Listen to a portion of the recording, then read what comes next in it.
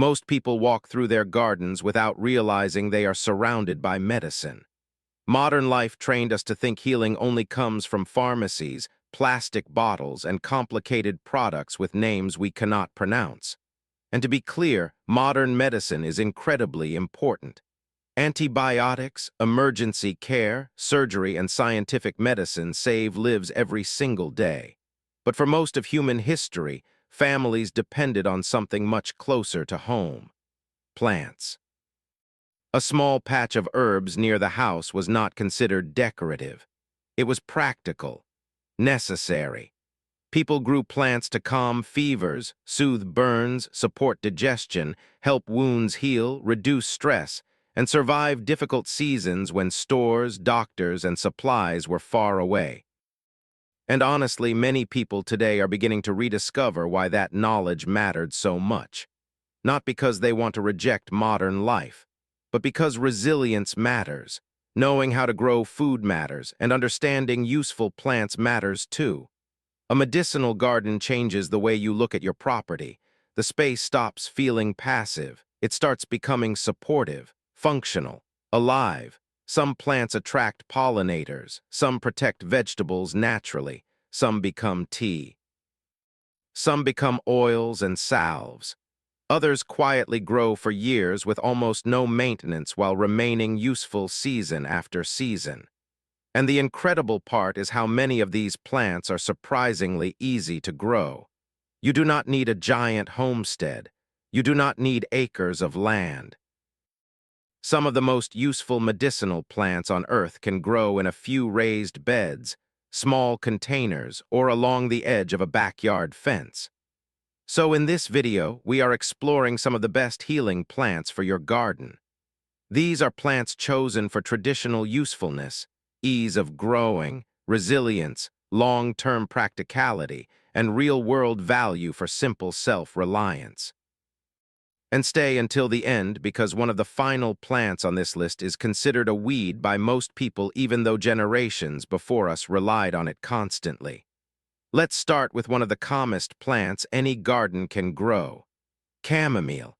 Chamomile feels almost peaceful before you even harvest it. Small white flowers moving in the wind. Pollinators everywhere. A soft apple-like smell drifting through the garden during summer evenings. And for centuries, people used chamomile for one simple reason: it helped calm the body. Chamomile tea became one of the most widely used traditional herbal remedies for stress, sleep, digestion, and general relaxation across countless cultures. And honestly, in modern life, a calming plant may be more valuable than ever. Chamomile is also surprisingly beginner-friendly.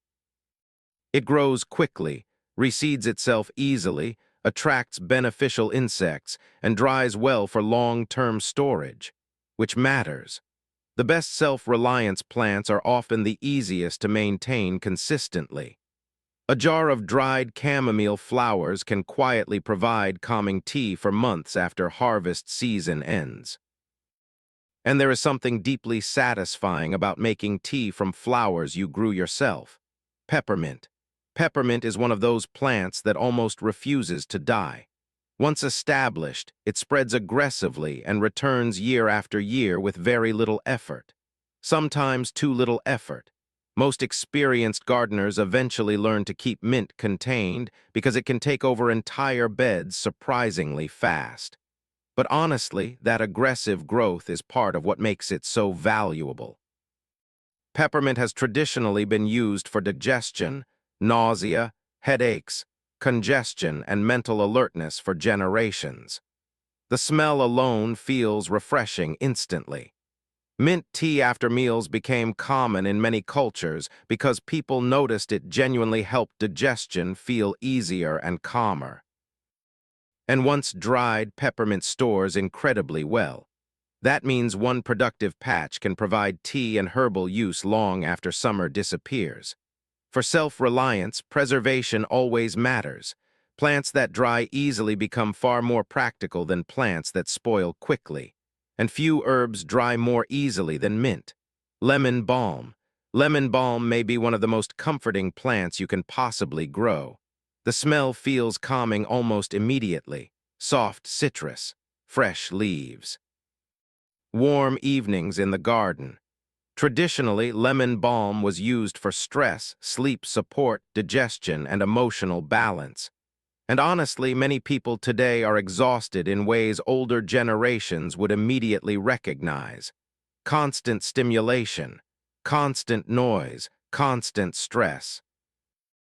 Plants like lemon balm remind people to slow down again.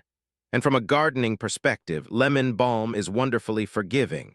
It grows vigorously, survives difficult conditions surprisingly well, and often returns year after year once established. It also dries beautifully for long-term tea storage, which means a few healthy plants can quietly support your household for months. Simple systems, small habits, long-term resilience. Lavender. Few plants combine beauty, usefulness, and atmosphere as perfectly as lavender. The smell alone changes a space completely.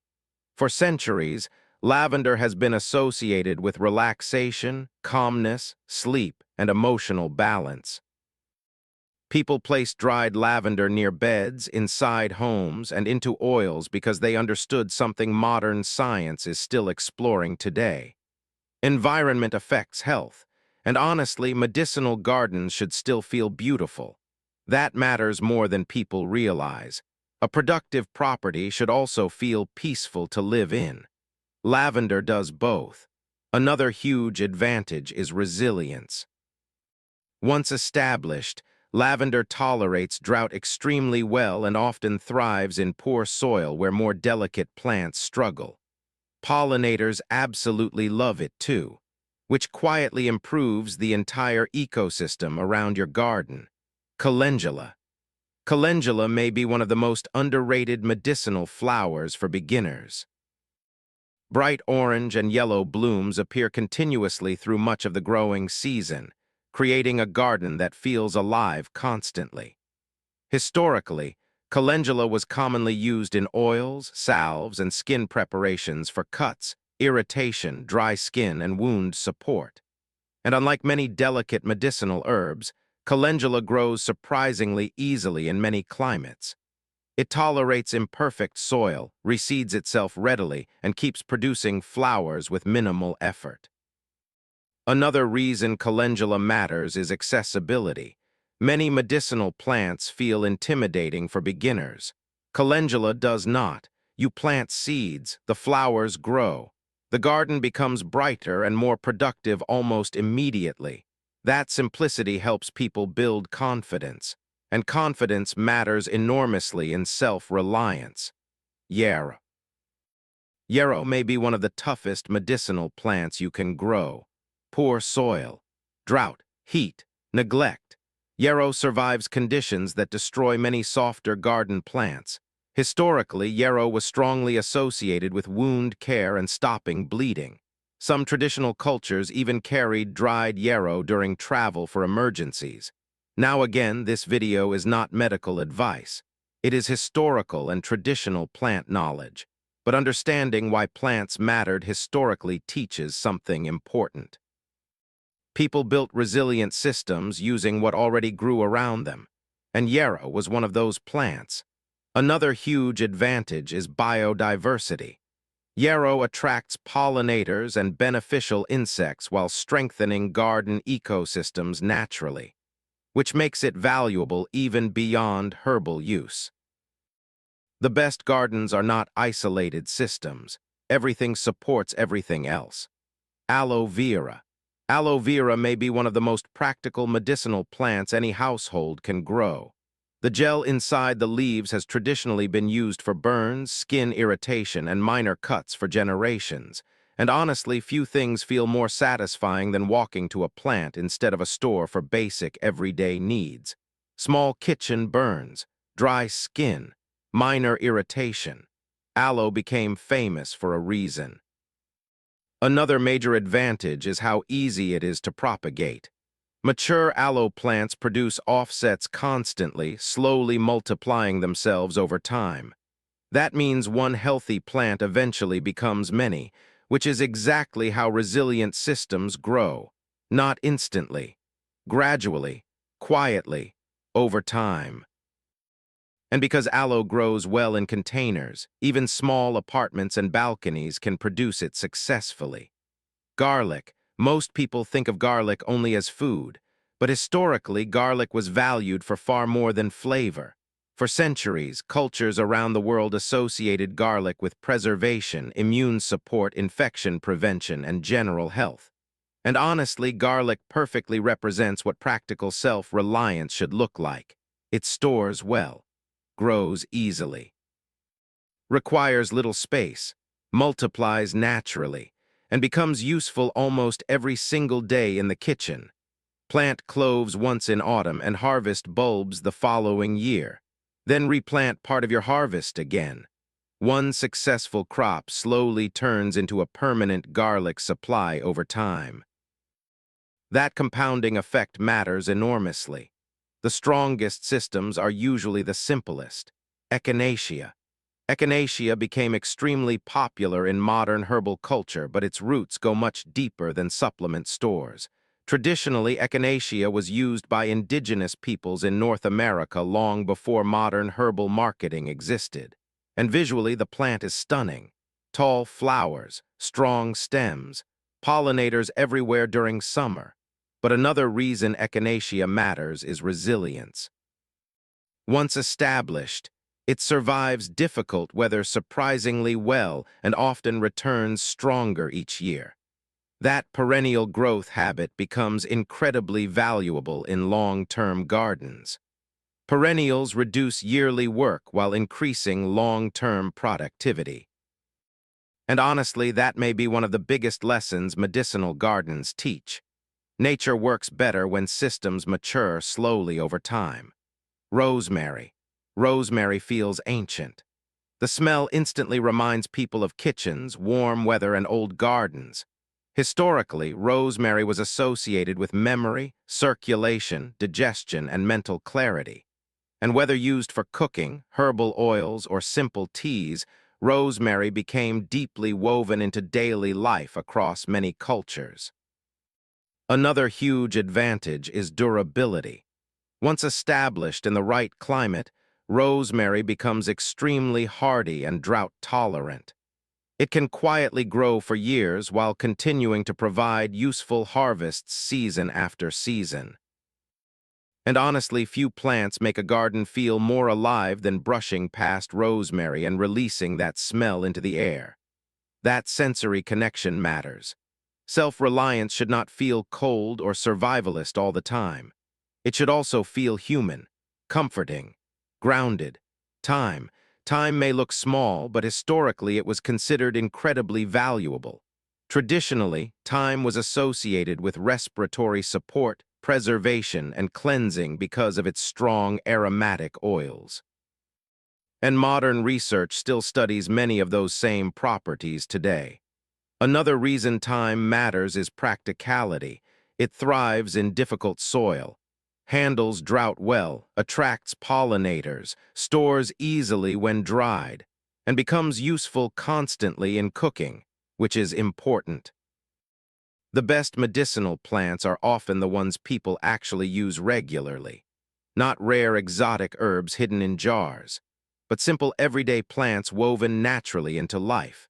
And finally, plantain, not the banana relative, the common backyard weed most people spend their lives trying to remove.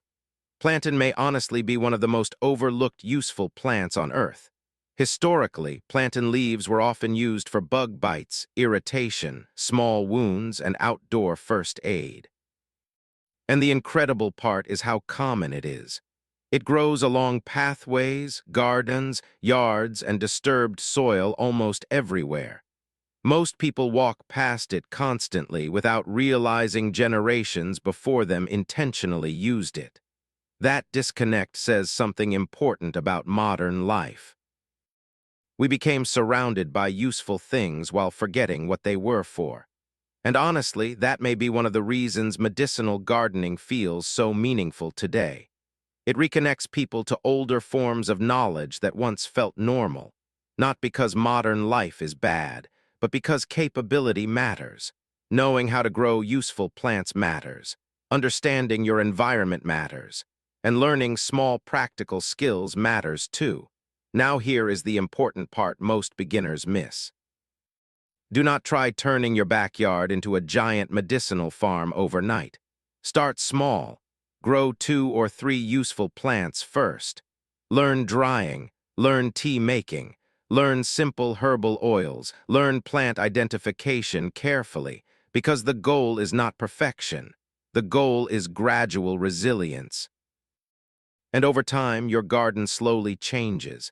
Chamomile drying in jars, lavender hanging from hooks, mint spreading through containers, garlic curring after harvest, pollinators moving constantly through flowers. The space starts feeling alive in a completely different way, not just productive, supportive. And honestly, that may be one of the most valuable things a garden can become. So here is your challenge. Choose one healing plant suited for your climate and grow it this season. Because the most resilient gardens were never built all at once. They were built slowly, one useful plant at a time. Thanks for watching, and I will see you in the next one.